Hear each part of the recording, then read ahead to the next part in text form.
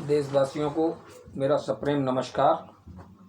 आज अपने चैनल अनोखे वचन अद्भुत ज्ञान की श्रृंखला में मैं कोरोना और राजनीति की अगली कड़ी पेश करने जा रहा हूँ। पिछली कड़ी में हमने इस विषय पर विश्व राजनीति की चर्चा की। कोरोना और भारतीय राजनीति पर चर्चा करने से पहले विश्व राजनीति पर एक पहलू छूट गया था, वह था WHO का, यानी कि वर्ल्ड हेल्थ ऑर्गेनाइजेशन। यह वह संस्था है जो पूरे विश्व की स्वास्थ्य समस्याओं पर नज़र रखती है और उन्हें सुलझाने में मदद करती है। यह विश्व स्वास्थ्य संगठन संयुक्त राष्ट्र का एक हिस्सा है।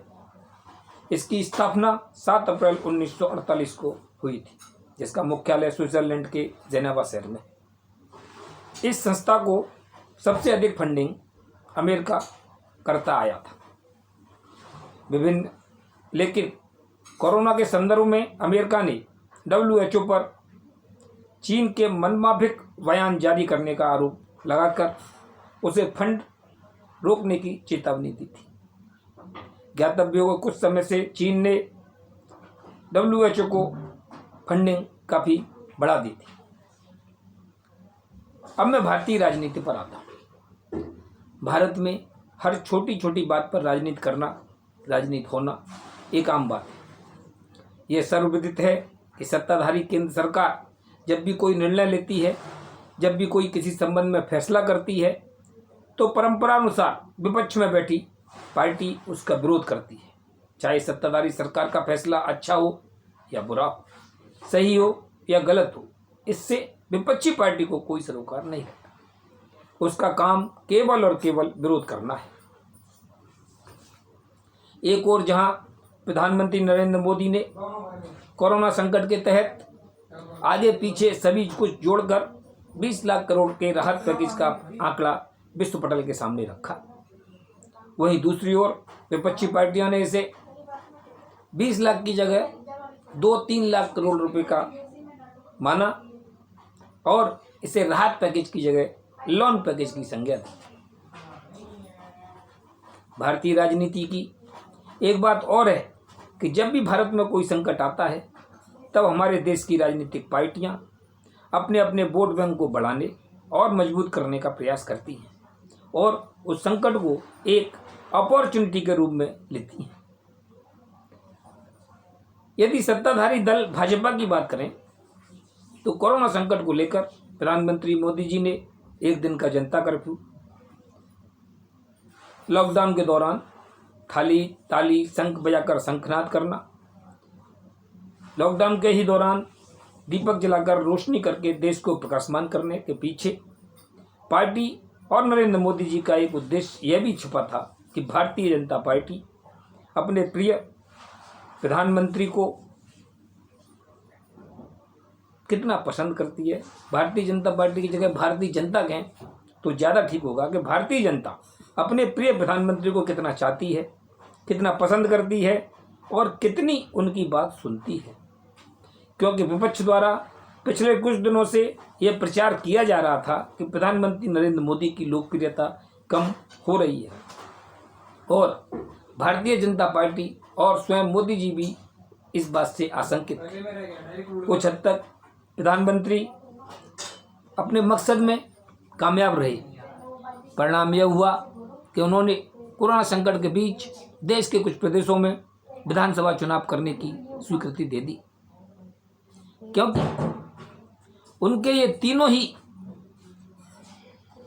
प्रारूप काफ़ी सफल रहे थे उनकी, जिससे कि उनकी लोकप्रियता बहुत बढ़ गई और कोरोना संकट के समय उभर कर सामने आई और उसे भुनाया जा सके, इसके लिए चुनावों में जाना भारतीय जनता पार्टी ने उचित समझा। वैसे भी भाजपा विपक्षी पार्टी कांग्रेस को काफ़ी हल्के में लेती रही है और इसके परिणाम ये हुआ था कि कोरोना संकट से पहले विधानसभा चुनावों में उसे कुछ राज्यों से हाथ धोना पड़ा था। 1-2 लॉकडाउन तो केंद्र सरकार ने अपने हाथ में रखकर संपूर्ण देश के लिए दिशा निर्देश जारी किए, लेकिन जब यह देखा कि जनता लॉकडाउन से परेशान है, मजदूर और कामगार काफ़ी मुश्किलों का सामना कर रहे हैं, तब केंद्र ने गेंद राज्य सरकारों के पाले में डाल दी। केंद्र सरकार ने भाजपा शासित प्रदेशों के अलावा अन्य प्रदेशों में एक एक केंद्रीय टीम भेजकर कोरोना संकट को लेकर समीक्षा भी करवाई। जैसे राज्यों ने कहा कि मोदी सरकार हमारी सरकारों को अस्थिर करना चाहती है और ऐसे संकट के समय राजनीति कर रही है। विपक्षी राज्य सरकारों ने कोरोना संकट से निपटने के लिए केंद्र सरकार से फंडों की भी मांग करनी शुरू कर दी थी और अपने राज्य की स्थिति को फंड की कमी बताकर केंद्र सरकार के सिर मढ़ने की कोशिश की थी। दिल्ली, पश्चिम बंगाल, राजस्थान, छत्तीसगढ़ आदि की राज्य सरकारों ने केंद्र सरकार द्वारा भेजी गई टीमों के साथ सहयोग नहीं किया। कोरोना संकट में प्रत्येक पार्टी अपने अपने अस्तित्व को बचाने, वोट बैंक बढ़ाने में जुटी हुई है। कुछ यही हाल महाराष्ट्र का है, जहां शिवसेना, कांग्रेस और राष्ट्रवादी पार्टी की संयुक्त सरकार तो है, लेकिन अपने अपने अस्तित्व बचाने व वोट बैंक बढ़ाने के लिए तीनों पार्टियां अलग अलग प्रयत्नशील हैं और जिसमें सबसे ज़्यादा कामयाबी राष्ट्रवादी कांग्रेस पार्टी के हाथ लग सकती है, क्योंकि राकांपा प्रमुख शरद पवार अपनी चतुर राजनीति और चाणक्य नीति से दोनों पार्टियों को काफ़ी पीछे छोड़कर इस अस्तित्व और वोट बैंक बढ़ाने की नीति में सबसे आगे चल रहे हैं। श्रमिकों, मजदूरों को वापस अपने गृह राज्य भेजने के मुद्दे पर केंद्र सरकार ने अपना पल्ला झाड़ लिया और सारा दोष राज्य सरकारों पर मढ़ दिया। मजे की बात तो यह है कि एक सरकार यानी कि राज्य सरकार दूसरी सरकार यानी कि केंद्र सरकार को श्रमिकों के वापस भेजने के लिए रेल का भाड़ा चुकाती है। फंड एक सरकार से दूसरी सरकार पर जाता है और यह कोरोना से संबंधित बनाए गए मुख्यमंत्री राहत कोष से गया। इसी संकट के बीच राज्यसभा चुनाव भी हो रहे हैं, जिसमें भी भरी राजनीति खासकर गुजरात में देखने को मिली है। इस संकट में छोटे छोटे नगर सेवक स्तर के नेता भी अपनी नेतागिरी चमकाने से पीछे नहीं रहे और अपने अपने वार्ड की जनता की मदद करते हुए खूब फोटो खिंचवाते हैं और स्थानीय अखबारों में बढ़ चढ़कर प्रकाशित भी कराते हैं। देश के नेताओं ने राजनीति के चलते जनता को एक किनारे कर दिया है।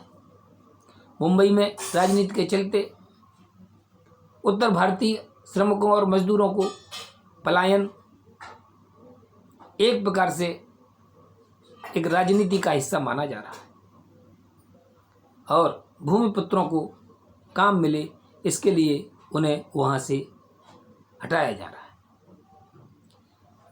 चाहे जांच किटों की खरीद में राजनीति हो, चाहे सरकारी अस्पतालों की बदइंतजामी की बात हो, चाहे स्थानीय प्रशासन की मनमानी की बात हो, हर ओर और हर केवल राजनीति और केवल राजनीति छिपी है। जय हिंद।